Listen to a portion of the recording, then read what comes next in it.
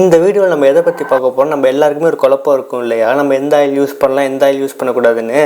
அதெல்லாம் வந்துட்டு எந்தெந்த ஆயில் யூஸ் பண்ண நம்ம உடம்புக்கு ரொம்ப ஒரு ஹெல்த் பெனிஃபிட் கிடைக்கும் அப்படிங்கிறத இந்த வீடியோவில் பார்க்கலாம். ஸோ இந்த மாதிரி நியூட்ரிஷன் சம்மந்தமான வீடியோஸ் உங்களுக்கு வேணும்னு நினச்சிங்கன்னா மறக்காமல் என்ன சப்ஸ்கிரைப் பண்ணிக்கோங்க. இந்த வீடியோ பிடிச்சா மட்டும் லைக் பண்ணுங்கள். என் பேர் DK and welcome to my video. நம்ம லைஃப்பில் நம்ம எதை கற்றுக்கிட்டாலும் அது பேசிக்லேருந்து கற்றுக்கிறது ரொம்ப நல்லது இல்லையா? அதே மாதிரி இந்த விஷயத்துலாம் பேசிக்லேருந்து வர ஆரம்பிக்கலாம். ஸோ நமக்கு ஃபஸ்ட்டு இந்த வீடியோக்குள்ளே போகிறதுக்கு முன்னாடி சில டேர்ம்ஸ்லாம் என்னென்னு தெரியணும். Saturated fat, unsaturated fat, trans fat, இது இல்லாமல் வந்துட்டு மூஃபா, பூஃபா, இந்த மாதிரி ஆயிலில் நிறைய வெரைட்டி இருக்குது. ஸோ இதில் வந்து இதை எல்லாத்தையும் தான் இந்த வீடியோவில் பார்க்க போகிறோம். ஸோ இந்த வீடியோவில் வந்துட்டு நான் என்னால் முடிஞ்ச அளவுக்கு சிம்பிளாக எக்ஸ்பிளைன் பண்ண ட்ரை பண்ணுறேன். நம்ம சாப்பிட்ற ஒரு ஆயிலுக்கும் ஒரு ஃபுட்டுக்கும் ஒரு நேச்சர் இருக்குது. அது தெரிஞ்சு சாப்பிட பழகணும். ஓகே, நீங்கள் நான் இந்த டெஸ்க்கு இது எல்லாமே வந்துட்டு அணுக்களால் ஆனது. ஸோ அப்போ அது மட்டும் ஏன் அந்த ஷேப்பில் இருக்குது, நம்ம மட்டும் ஏன் அந்த ஷேப்பில் இருக்கோம் அப்படின்னு கேட்டிங்கன்னா அதுக்கு காரணம் அந்த நடுவில் இருக்கிற அந்த ஒரு பாண்டு தான். ஸோ கார்பனோட அட்டாமிக் நம்பர் என்னன்னு பார்த்தீங்கன்னா 6, அதாவது 6. ஸோ நம்ம பார்க்குற பொருள் எல்லாத்தையும் ஒரு 2 ஆட்டம் இருக்கும். அது என்னென்னு பார்த்தீங்கன்னா கார்பன், அப்புறம் வந்துட்டு ஹைட்ரஜன். ஸோ இப்போ நம்ம கார்பனோட அட்டாமிக் நம்பர் என்னென்னு பார்த்தீங்கன்னா நம்பர் 6. ஸோ நம்பர் 6னால் இந்த கார்பனை சுற்றி 2 எலக்ட்ரான் வந்து சுற்றும். அதுக்கு வெளில ஒரு 4 எலக்ட்ரான் சுற்றும். அந்த வெளில சுற்றுதுலேயே அந்த 4 எலக்ட்ரான் அது கூட ஒரு ஹைட்ரஜன் போய் சேர்ந்துக்கும். அதுதான் அட்டாமிக் நம்பர் 6ன்னு சொல்லுவாங்க. ஒரு கார்பனோட 4 இன்னொரு ஆட்டம் ஜாயின் பண்ணிக்கலாம். கார்பன் நம்ம சின்னு சொல்லுவோம் இல்லையா, இந்த சிக்கு இந்த பக்கம் ஒரு சி இந்த பக்கம் ஒரு சி ஜாயிண்ட் ஆயிரும். மேலே ஒரு ஹெச் கீழே ஒரு ஹெச்னு ஜாயிண்ட் ஆயிரும். இந்த மாதிரி இருந்துச்சுன்னா அதை நம்ம சேச்சுரேட்டட் ஃபேட்னு சொல்லுவோம். இப்போ வந்து இந்த சேச்சுரேட்டட் ஃபேட்டுங்கிறது வந்துட்டு எல்லாமே ஜாயிண்டாக இருக்கனால வந்துட்டு அதெல்லாம் சாலிட் ஸ்டேட்டில் இருக்க முடியும், லிக்விட் ஸ்டேட்டில் இருக்க முடியும். அதே வந்து இந்த கார்பன் இருக்கு இல்லையா, அது வந்துட்டு இன்னொரு கார்பனோட டபுள் பாண்ட் க்ரியேட் பண்ணி ஒரு ஹைட்ரஜன் மட்டும் பாண்ட் பண்ணி இருந்தால், ஸோ அதாவது எப்படி சொல்கிறேன்னா இந்த பக்கம் ஒரு கார்பன் அந்த பக்கம் ஒரு கார்பன் நடுவில் டபுள் பாண்ட் மேலே ஒரு ஹைட்ரஜன் இருந்துச்சு அப்படின்னா அது அன்சாச்சுரேட்டட் ஃபேட்டி ஆசிட் அப்படின்னு நம்ம சொல்லுவோம். ஸோ இந்த அன்சாச்சுரேட்டட் ஃபேட்டி ஆசிடுங்கிறது வந்துட்டு டபுள் பாண்ட் இருக்கனால வந்துட்டு மோஸ்ட்லி அது லிக்விட் ஸ்டேட்டில் மட்டும்தான் இருக்கும். ஸோ இந்த அன்சாச்சுரேட்டட் ஃபேட்டி ஆசிட்டில் இன்னொரு 2 டைப்ஸ் இருக்குது. அது என்னென்னு கேட்டிங்கன்னா ஒன்று மூஃபா, இன்னொன்று பூஃபா. அதாவது mono unsaturated fatty acid and poly unsaturated fatty acid. இந்த மூஃபானா என்னென்னு கேட்டிங்கன்னா ஒரே ஒரு டபுள் பாண்ட் வந்துச்சுன்னா அது மூஃபா, ஒன்றுக்கு மேலே டபுள் பாண்ட் வந்துச்சுன்னா அதுதான் பூஃபா, அதாவது poly unsaturated fatty acids. So இதெல்லாம் நான் ஏன் ப்ரோ தெரிஞ்சுக்கணும் அப்படின்னு கேட்டிங்கன்னா இதோட ஸ்ட்ரக்சரை பொறுத்து தான் நம்மளோட பாடியை டைஜஸ்ட் பண்ண முடியாதா அப்படின்னு சொல்ல போகும். இப்போது அந்த சேச்சுரேட்டட் ஃபேட்டி ஆசிட், அதாவது எல்லா கார்பனும் ஒரு சிங்கிள் பாண்டில் இருக்குது இல்லையா, அது நம்ம என்னென்னு எக்ஸாம்பிள் பார்த்தீங்கன்னா palm oil, coconut oil, ghee, இது எல்லாமே வந்துட்டு சேச்சுரேட்டட் ஃபேட்டி ஆசிட். ஸோ இதை வந்து நம்ம சாப்பிட்றப்ப என்ன ஆகும்னா நம்மளோட எல்டிஎல், அதாவது லோ டென்சிட்டி லிப்போப்ரோட்டீன் அப்படின்னு சொல்லுவாங்க. அதை வந்துட்டு பேட் கொலஸ்ட்ரால்னு சொல்லுவாங்க. ஸோ அந்த பேட் கொலஸ்ட்ரால் அதிகமாக்கி ஹெச்டிஎலை கம்மியாக்கிடும், அதாவது good cholesterol, high density lipoprotein சொல்லுவாங்க. ஸோ இதனால் என்ன ஆகும்னா நம்ம உடம்புல இருக்க முக்கால்வாசி பிரச்சனைக்கு அதுதான் காரணம். ஸோ ஒரு கிளாஸ்லேயும் ஒருத்தர் மட்டும் ஊர் சுற்றிட்டால் ஒருத்தர் நல்ல மார்க் எடுப்பான் இல்லையா, அதே மாதிரி வந்துட்டு இங்கே வந்துட்டு கீயும் கோகோனட் ஆயிலும் இருக்குது. அதாவது இதில் இருக்கிறது வந்துட்டு மீடியம் செயின் ஃபேட்டி ஆசிட். அதனால் வந்துட்டு இதை வந்துட்டு நம்ம எடுத்துக்கிட்டால் நம்மளுக்கு வந்துட்டு இந்த ஹெச்டிஎல் லெவலில் குறைக்காமல் இருக்குது. அதனால் வந்து நம்ம கோகோனட் ஆயிலையும் கீயும் யூஸ் பண்ணிக்கலாம். ஸோ மற்றபடி இந்த பாம் ஆயிலை வந்துட்டு கம்மி பண்ணிக்கலாம், ஏன்னா அதில் சேச்சுரேட்டட் ஃபேட்டி ஆசிட்ஸ் அதிகமாக இருக்குது. ஸோ டயட்ரி கைட்லைன்ஸில் என்ன சொல்கிறாங்க அப்படின்னா நம்ம டோட்டல் ஃபேட்டி ஆசிட்ஸ் நம்ம எடுப்போம் இல்லையா, அதில் சேச்சுரேட்டட் ஃபேட் வந்து 10% இருக்கணும். நம்ம சாப்பிட்ற ஃபேட்டில் சேச்சுரேட்டட் ஃபேட் வந்து 10% இருக்கணும் அப்படின்னு சொல்கிறாங்க. ஸோ இப்போ வந்துட்டு சேச்சுரேட்டட் ஃபேட் வேறு எதுலலாம் இருக்கும் அப்படின்னு கேட்டிங்கன்னா நம்ம மீட் சாப்பிட்றோம், அதில் ஃபேட் இருக்கும், மில்க்கு, இது எல்லாத்துலேயுமே வந்து சேச்சுரேட்டட் ஃபேட் தான் இருக்கும். ஸோ நம்ம ஆயில் எடுக்கிறப்பையும் நம்ம ஃபுட்டில் எவ்வளோ எடுத்துருக்கோம் அப்படிங்கிறதே பார்த்து தான் நம்ம ஃபுட் இன்டேக் எடுக்கிறப்ப எடுத்துக்கணும்.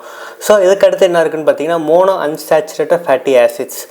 மோனோ அன்சாச்சுரேட்டட் ஃபேட்டி ஆசிட்ஸ்னால் ஒரே சிங்கிள் பாண்ட் இருக்குன்னு சொன்னேன் இல்லையா, இது வந்து என்ன பண்ணுன்னா நம்மளோட HDL லெவலை வந்துட்டு அதிகமாக்கி LDL லெவலை கம்மியாக்கும். அதாவது குட் கொலஸ்ட்ரால் அதிகமாக்கி பேட் கொலஸ்ட்ராலை கம்மியாக்கும். ஸோ டயட் ரெக்கமெண்டேஷனில் மோஸ்ட் ஆஃப் த ஃபேட் வந்துட்டு மோனோ அன்சாச்சுரேட்டட் ஃபேட்டி ஆசிட்ல தான் எடுத்துக்கணும் அப்படின்னு சொல்கிறாங்க.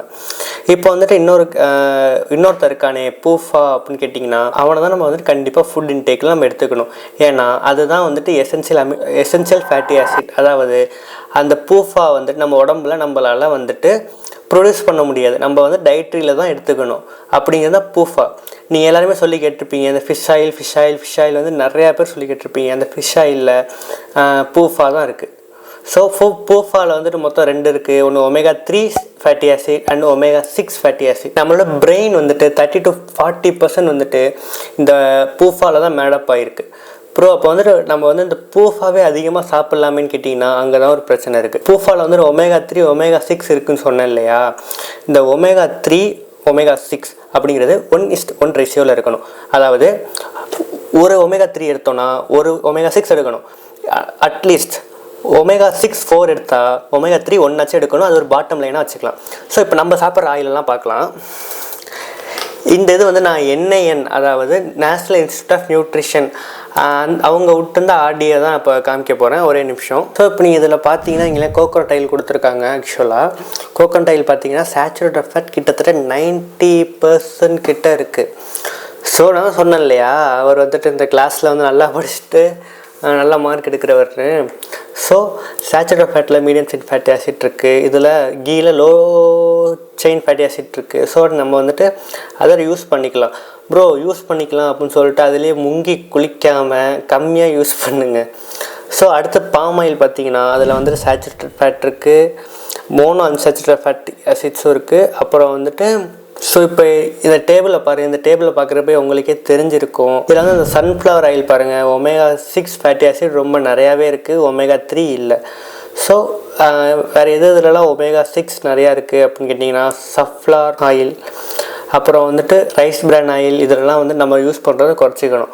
ஸோ இப்போ நம்ம என்னென்னலாம் இப்போ இந்த ஆஸ்பெக்ட் வச்சு பார்க்குறப்ப நம்ம என்னென்னலாம் யூஸ் பண்ணலாம் அப்படின்னு கேட்டிங்கன்னா groundnut oil, sesame oil, mustard oil, so இதெல்லாம் நம்ம யூஸ் பண்ணலாம். கோகோனட் ஆயில் இதெல்லாம் நம்ம யூஸ் பண்ணலாம்.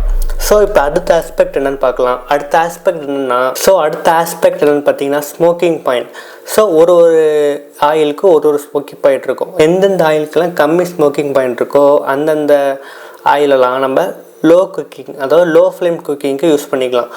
எந்த ஆயிலுக்கெல்லாம் அதிகமாக ஸ்மோக்கிங் பாயிண்ட் இருக்கோ அதை ரொம்ப அதிக டெம்பரேச்சர் குக் பண்ணுறதுக்கு யூஸ் பண்ணிக்கலாம்.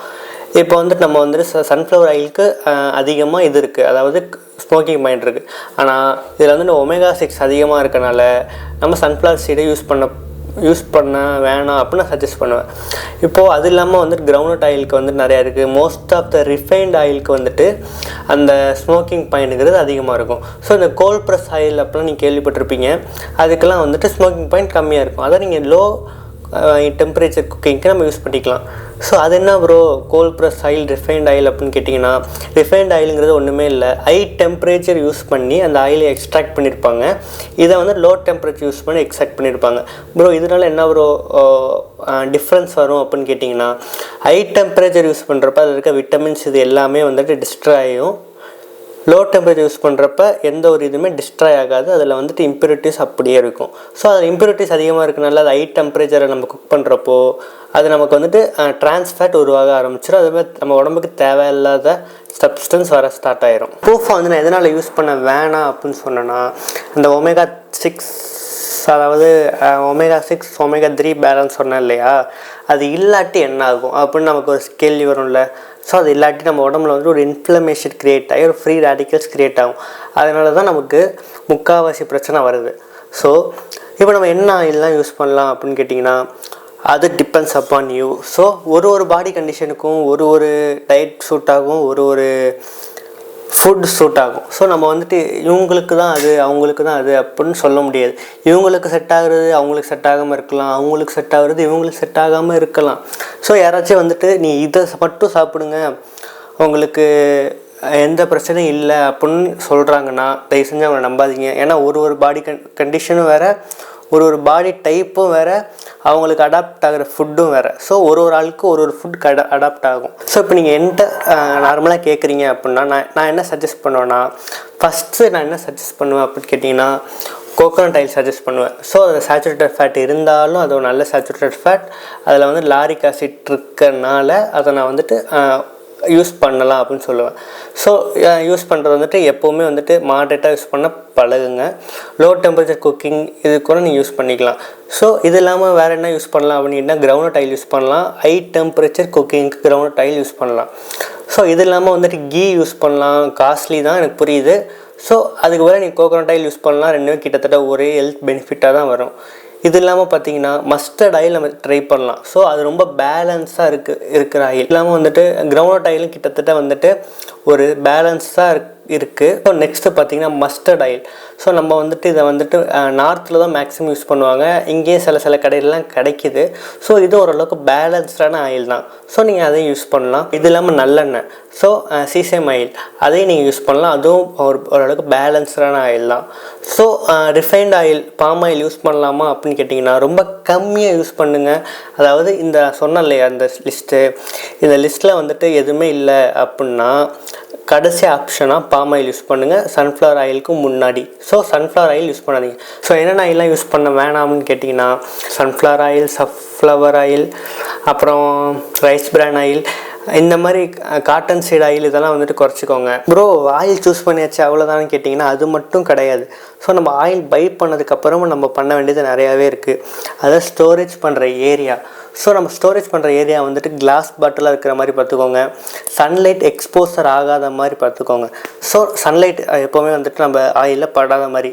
அதே மாதிரி வந்துட்டு எக்ஸ்பிரி டேட்குள்ளே யூஸ் பண்ணுங்கள்.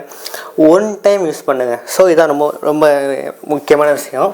ஸோ ஒரு ஆயில் நம்ம வந்துட்டு ஒன் டைம் யூஸ் பண்ணுங்கள், ஆனால் 2 டைம் யூஸ் பண்ணுங்கள். அதுக்கு மேலே யூஸ் பண்ணுறதை கம்மி பண்ணிக்கோங்க.